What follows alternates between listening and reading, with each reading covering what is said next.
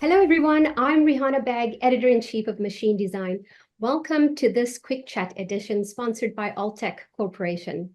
Altech is a supplier and distributor of devices used in industrial control, instrumentation, and automation. Their product line includes a broad range of products such as bus bars and power distribution, circuit protection devices, contactors, and industrial enclosures. 2024 is a milestone year for Altech. 40 years in business is indeed a moment for reflection. And one person who is instrumental in guiding the company all these years is Mario Meise, president of Altech Corporation, and he's joining us today along with Taylor Meise, product manager and warehouse manager. They're joining us to discuss challenges and successes of the past, the present, and the future of the business. Thank you for joining me. How are you? Doing well, thank you. How are you? I'm great, thank you. I'm very excited to speak to you, and congratulations to you, to both of you, and to Altech for 40 years in business. Thank you very much. I certainly appreciate it. Yeah, this is a special anniversary year and certainly offers a moment for reflection. Why don't you tell us, Mario, a little bit about yourself and about your business? Tell us how it came about. Take me back. Take you back. Okay. So my father, Heinz Meise, started the business back in 1984, but he's been in the whole electrical world probably since 1976.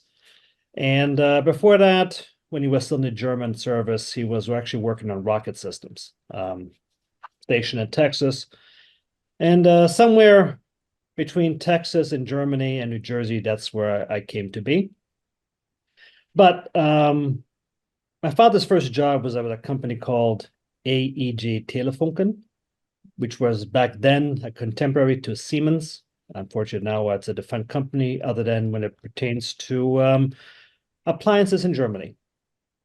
But they used to build power stations, transformer stations, all sorts of different stuff. My dad got tired of the corporate life and decided he would start his own venture in life. He started Altech with an idea of essentially sourcing spare parts for users of European equipment stateside who didn't really know where to get the European spare parts.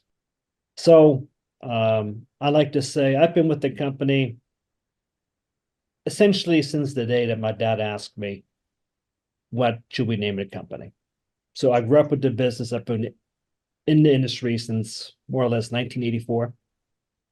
I literally grew up with the business. I've done every job in a company. I've put together assemblies. I've picked up freight from the airport. I've taken orders to the airport late at night. No matter what we've had to do, I've done. So we started with spare parts, essentially. What can you tell us about the current trends that you find most influential in your industry? I don't know. Trends have been kind of muddied, I think. Especially coming out of the COVID era, coming out of COVID right into supply chain issues, right into a down cycle in the economy. Combine that with, I would say, a mature industry, which to some degree finds it difficult to find or attract younger people. A market or industries where efficiency due to profit goals or desires is leading to a point where more and more people are not required to build a device. There's a lot of automation going on, a lot of robotics. The growth of warehousing and distribution centers. They're popping up all over the place. So there's been a lot of trends in companies' desires to replace humans. Then we have this new specter of AI, which in some ways can be okay or good, but in many respects would lead humanity down a road where it would essentially take a lot of people's jobs away. So we have to be very careful with that. But as far as industry is concerned, we survived 08. Everybody did. Interesting enough, we did very well during COVID. It was the essential business, so we did very well. But I think the one takeaway from the COVID era is that people became a lot more understanding on lead times and product availability. It's always been our philosophy to carry a lot of inventory so that we can serve our customers better. But no matter how much inventory you carry, there's always going to be that one customer, one distributor, one client who won't be satisfied because they need it yesterday. So COVID taught everybody the virtue of patience. Everybody's in the same boat. Everybody had a hard time getting things. So everybody kind of relaxed and wasn't pushing so hard, which at least for some of folks, it was very nice. But then with the supply chain issue coming up, we have people expediting, nicely expediting, but placing double, triple orders just to ensure that they get inventory, because nobody knew when or how they would get a product or a part they needed to finish a project. So that resulted in the supply chain getting very full. And then things certain happens economically and interest rates go up. And when interest rates go up, projects become more expensive, or they get postponed. Manufacturing becomes more expensive. Cost of goods gets more expensive as well. So the demand goes down. So we are in a state where everybody has a lot of inventory, and followed by a decline in business where clients are not taking the inventory. So that results in just down sales for everybody. Yeah, I have a follow-up question, but I want to bring Taylor in back here again and ask from your operational standpoint, and in warehousing, you may be young, Taylor, but you were still around doing some heavy lifting during this time. You've been around long to be able to see. So I want to understand from your perspective, with boots on the ground, what your perspective was going through COVID. Well, I became the warehouse manager in April 2020, just to give some context.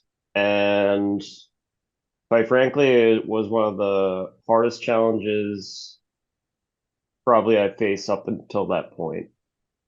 There were a lot of unknowns at the time, which added to the fear and to the concern. And no one really knew what was going on. But back at Altech specifically, the biggest concern was not only to ensure that our employees were protected, but to ensure that they felt properly compensated and appreciated.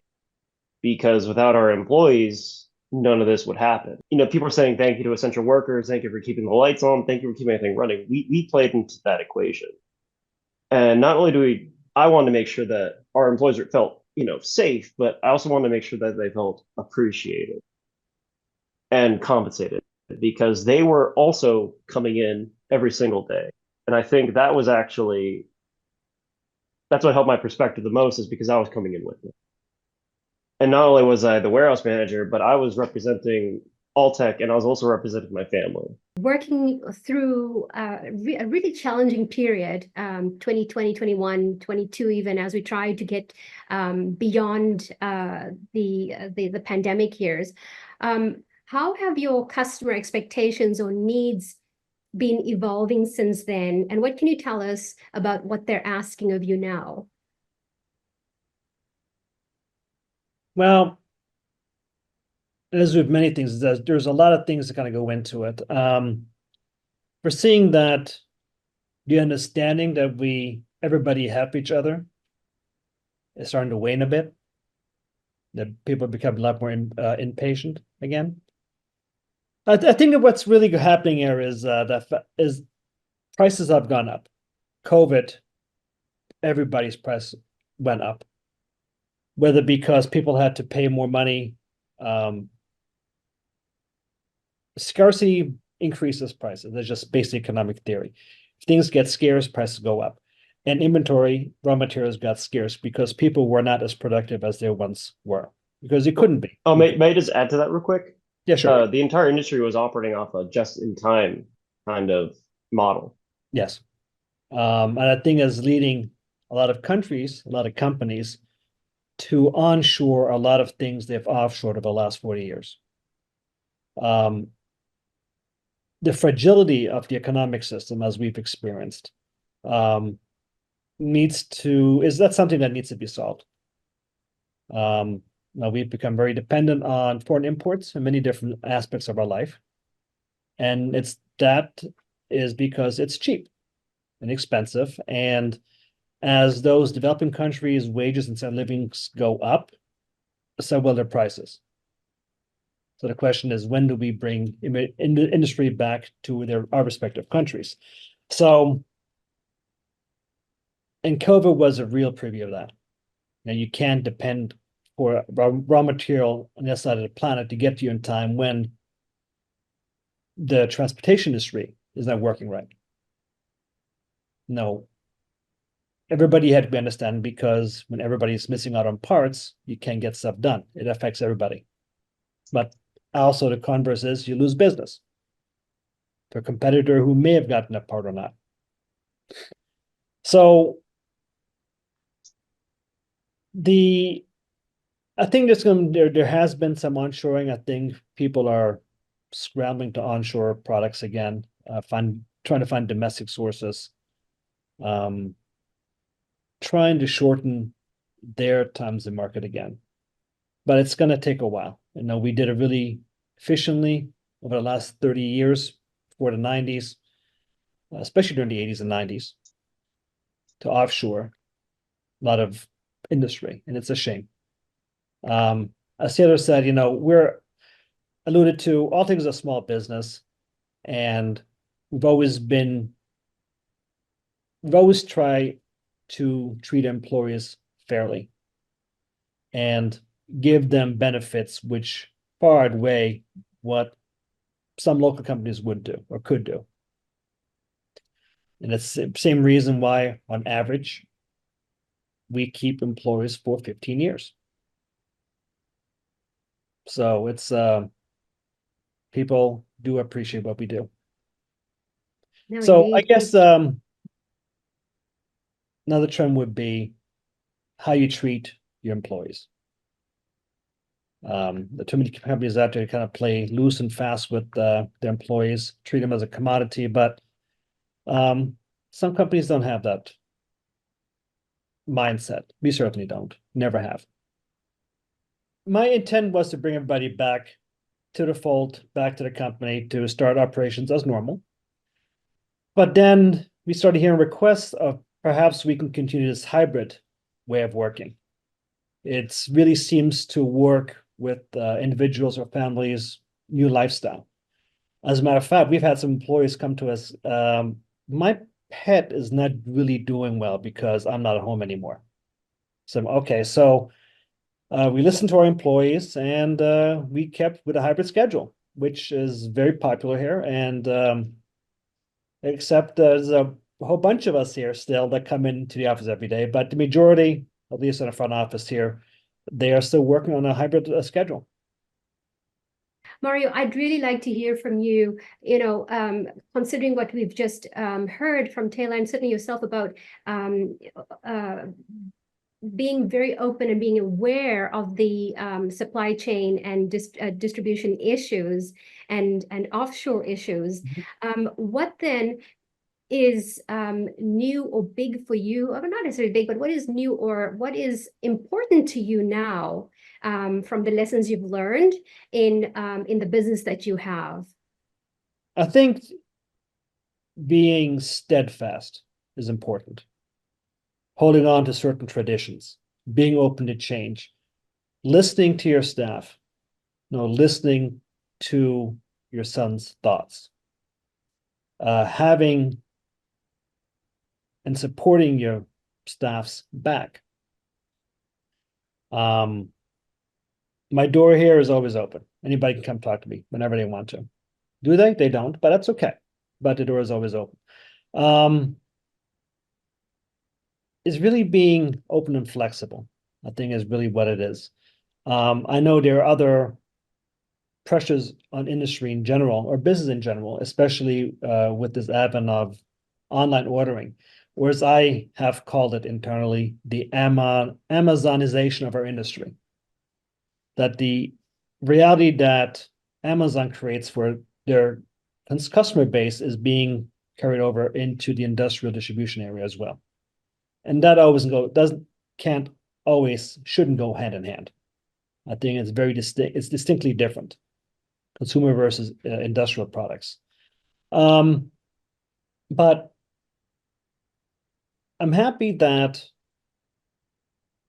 we're in a position where, by being a family business, and that we do have family in the business.